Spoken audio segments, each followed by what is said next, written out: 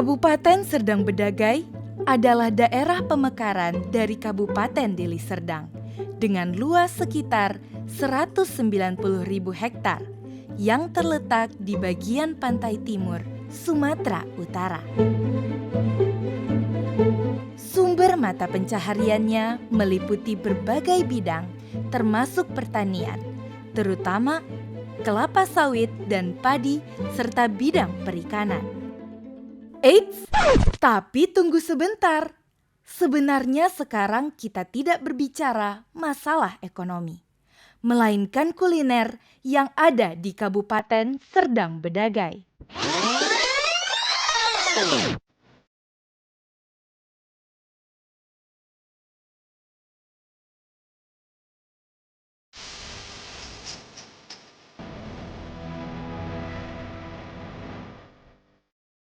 Seperti yang kita ketahui, bahwa daerah pesisir sangat lekat dengan kebudayaan Melayu. Begitu juga dengan makanan tradisionalnya.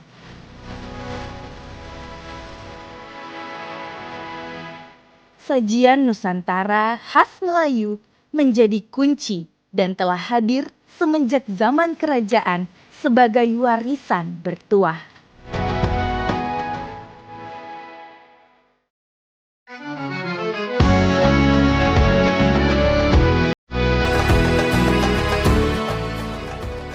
Makan gulai di pinggir pantai. Jangan lupa membawa minumannya. Jika Anda datang ke Sergai, jangan lupa nikmati makanan khasnya. Ahoy! Kuliner Serdang Bedagai terdiri dari berbagai aneka makanan khas lokal. Bahan-bahan yang digunakan juga kaya akan rempah-rempah dan cara pembuatannya tidaklah mudah. Cita rasa dan bumbu khas Melayu tertuang dalam hidangan makanan seperti ikan sombam, gulai botok, pekasam durian, kolak labu, dan ulam raja.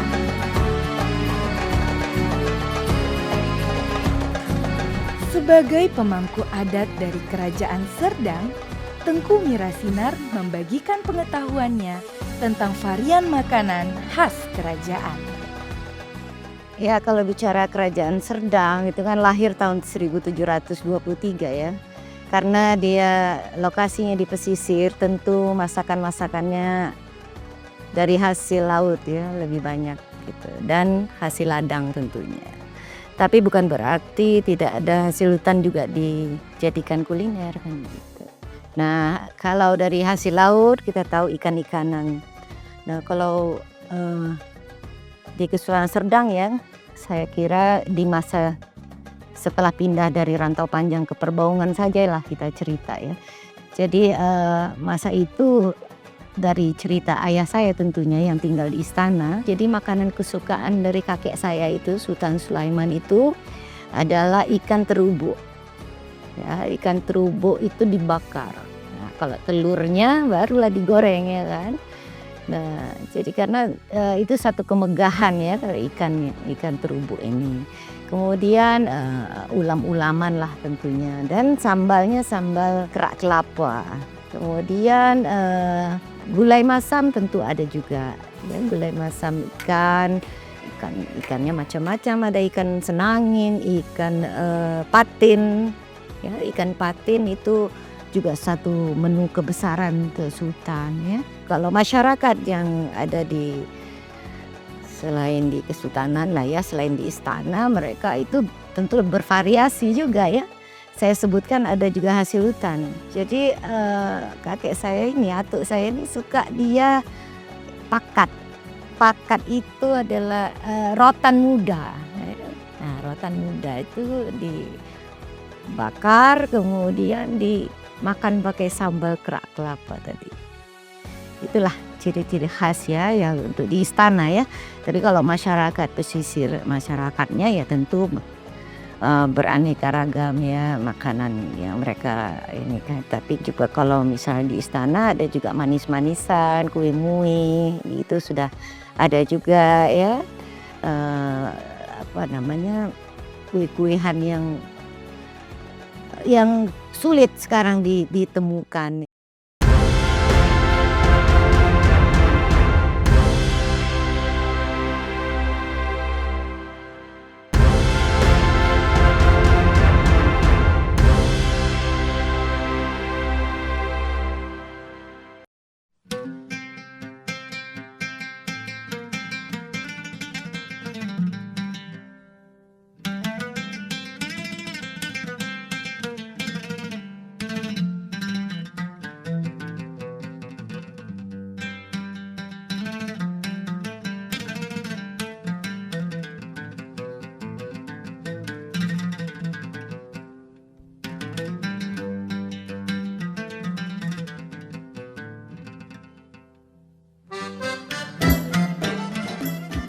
Bagi masyarakat Melayu, sajian makanan tradisional menjadi penting dalam ritual adat.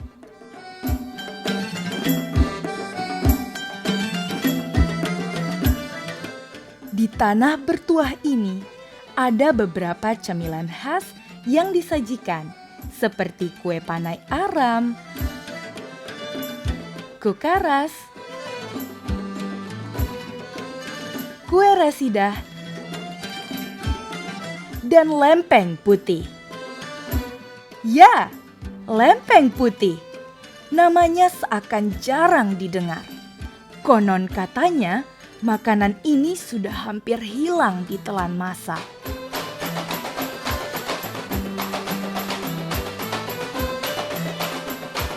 Lempeng putih merupakan salah satu identitas kuliner khas Melayu dengan rasa yang manis dan tekstur yang padat. Bentuknya tidak seperti yang tergambar pada namanya. Kata lempeng muncul ketika adonan tepung, gula, air, dan putih telur bercampur dan digiling halus sampai ia menjadi lempengan.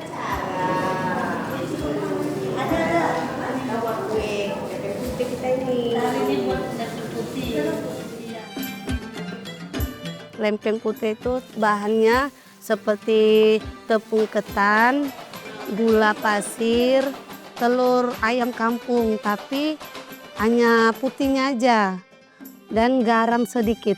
Kami pakai ragi instan, pengganti pijo. Pijo itu kalau zaman nenek moyang itu pemakaiannya, tapi kalau sekarang enggak.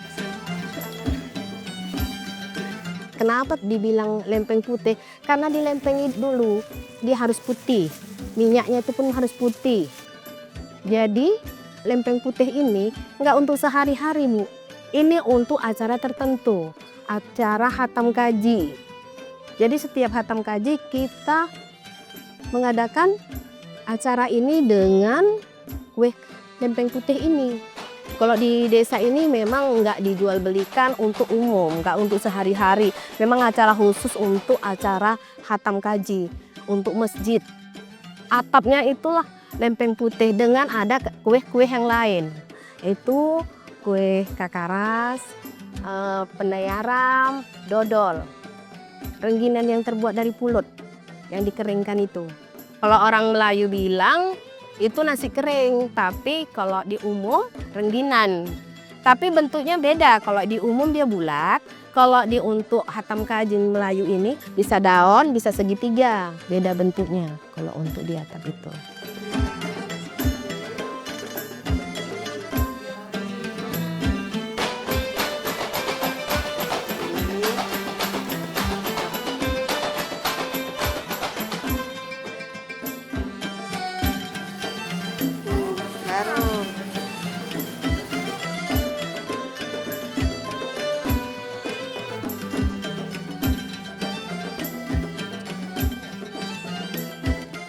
Setelah proses pembentukan, lempeng putih dicelupkan ke dalam minyak panas yang sudah didinginkan terlebih dahulu.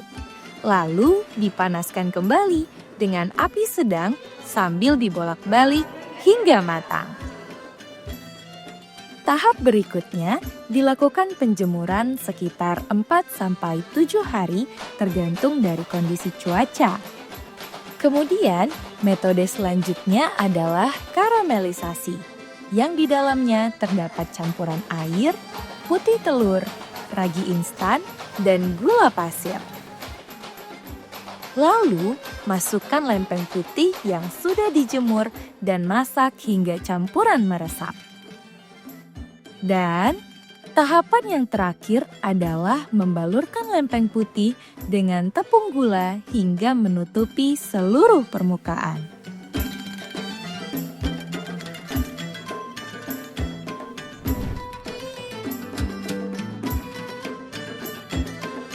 Lempeng putih itu kan bagian dari snack ya kalau sekarang ya, disebut snack ya. Tapi dia kan tepungnya itu tepung pulut. Ya, jadi kalau tepung pulut ini dia punya filosofi. Karena ketika dia diadon, dimasak, dia menjadi lengket ya. Nah, itulah simbol dari keakraban ya. Kekerabatan, ikatan tali silaturahmi kan begitu. Nah, itulah dia si bahan dari lempeng tuh ya, sehingga dia pun lengket dan kemudian dia setelah diadon digulingkan lagi sama gula gitu kan. Nah, manis ya, bahwasanya itu hidup ini tentunya kita ingin yang bersahaja, yang harmonis ya, dengan itu filosofinya. Jadi saya kira lempeng putih ini memang sudah ya sulit dicari lagi di pasaran ya. Kalau dulu mungkin dengan mudah kita mendapatinya, ada orang yang memasaknya, kita pesan atau apa. Nah, kalau sekarang khusus ya, mungkin karena pewarisnya itu tidak menurunkan, bisa jadi itu tantangan kita ya. Kemudian pemerintah daerah yang kurang mempromosikan misalnya ya. Jadi sehingga makin lama makin hilang. Nah, tetapi kalau itu enak sekali ya. Dia manis gurih, tentunya itu asik kalau dikemas, zaman sekarang itu dikemas dengan kemodernan, bisa jadi snack untuk generasi muda hari ini.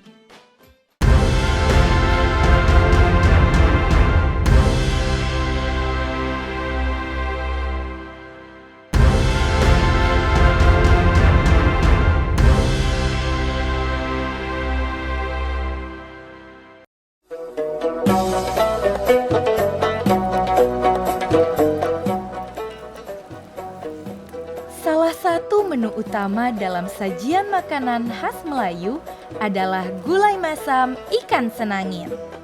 Masakan ini sudah menjadi ikon pariwisata bagi Kabupaten Serdang Bedagai.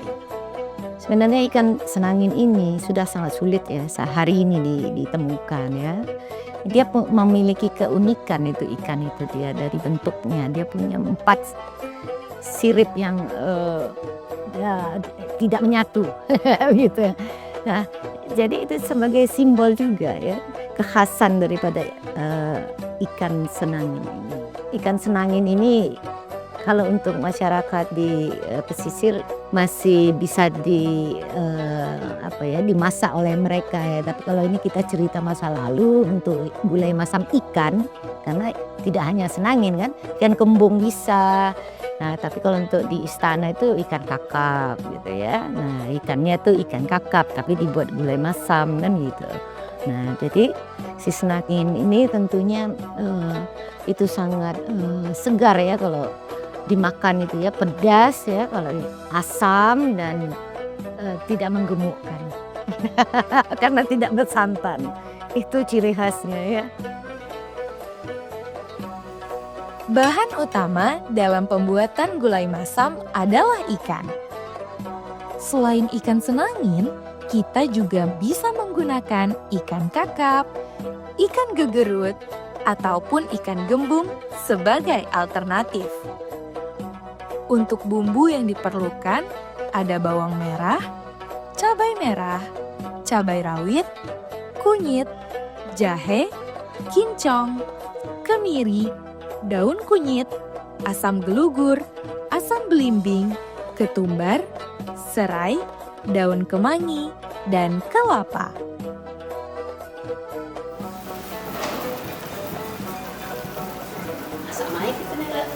Bismillah. Tamu itu udah datang nih. Masak gulai masam aja lah biar cepat. Deh lagi. Main tidak perlu ditolong. Ikannya masuk Ikan. di kuali. Bahan-bahan ini tadi kita proses, yaitu kita giling menjadi halus. Sesudah halus kita masukkan ke dalam kuali, dan ikan ini tadi kita potong-potong, kita bersihkan, kita masukkan ke dalam kuali, kemudian kita tambahkan air. Di sini nantinya kalau sudah mendidih air ini tadi, kemudian kita masukkan daun kunyit, daun kemangi, cabai hijau, dan kita tambahkan garam dan gula. Seandainya sudah mendidih, berarti masakan ini sudah masak dan kita rasai. Gulai masam ini diwariskan dari nenek moyang dulu. Ini digunakan seperti ada hajatan, kirim doa, kenduri, ataupun kumpul keluarga. Resepnya ini saya dapati dari orang tua saya, yang mana orang tua saya asli orang Melayu. Aromanya yang menggugah selera dengan kuah yang menyegarkan tumpah ruah menjadi satu dalam hidangan tradisi suku Melayu. Alamak, sedap betul.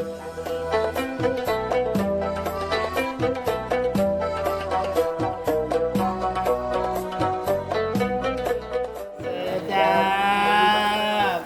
Wangi.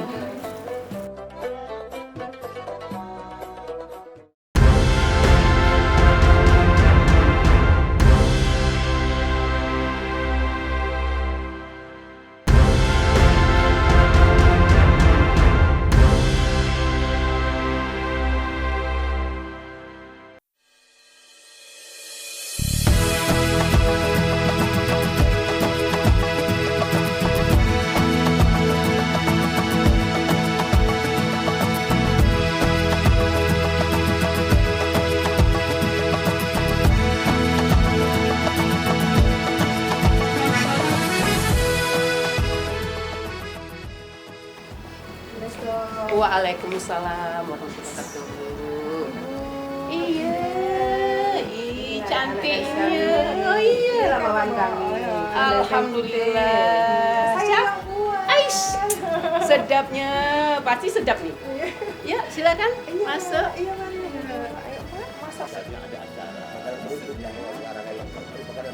Seperti inilah gambaran suasana acara berkumpulnya keluarga Melayu di Serdang Bedagai. Satu keluarga berkunjung dengan keluarga lainnya untuk sekedar berbicara penuh kehangatan. Namun, tetap menjunjung nilai budaya dan kesopanan.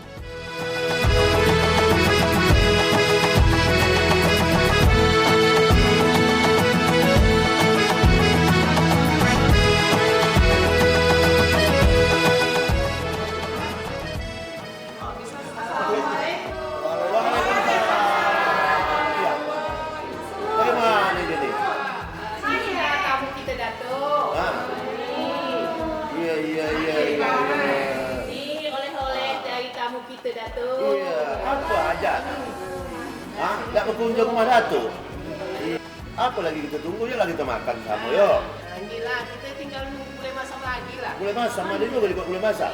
Iya. Oh, ni Alhamdulillah.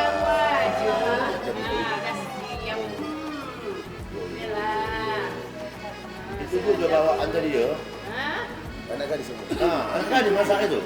Ini dibuat di rumah sendiri. Rumah sendiri. Untuk nyambut anak gadis. Oh. Anak gadis yang cantik nih. Ada juga buat gulai masak. Ada. Persiapan untuk anak gadis. Dah tahu kayak memang disiap ke? Memang disiap ke Iya. anak gadis. Yuk lah, kita sama-sama makan. Boleh kita kinyamin.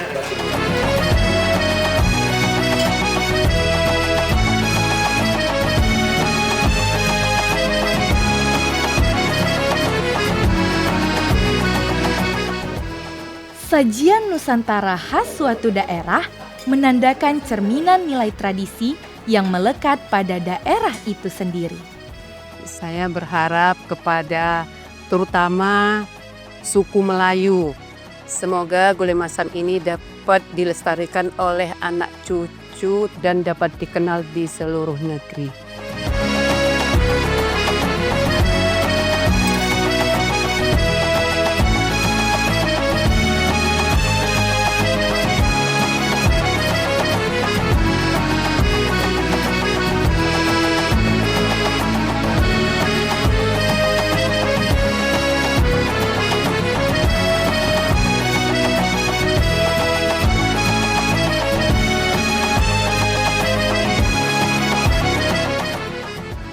Dari pemerintah daerah juga harus ikut mempromosikan makanan-makanan ini. Misalnya melakukan pelatihan UMKM, ya memberdayakan UMKM dengan melakukan pelatihan kursus-kursus resep-resep khusus kuliner Melayu. Nah, tidak hanya pelatihan, ada luarannya apa berupa buku. Nah, buku ini kemudian dimasukkan ke muatan lokal sehingga anak-anak di daerah pun mengetahui apa saja kekhasan kebudayaannya khususnya kuliner gitu. Inilah salah satu untuk sustainability itu tadi. Selain promosi dari TV seperti ini, kemudian pemerintah setempat juga mendukung dengan pelatihan-pelatihan dan ada luarannya berupa buku untuk dimasukkan ke muatan lokal. Itulah harapannya, perkembangannya dengan adanya seperti itu tentu tidak akan hilang dan pengetahuan itu akan terus diwariskan.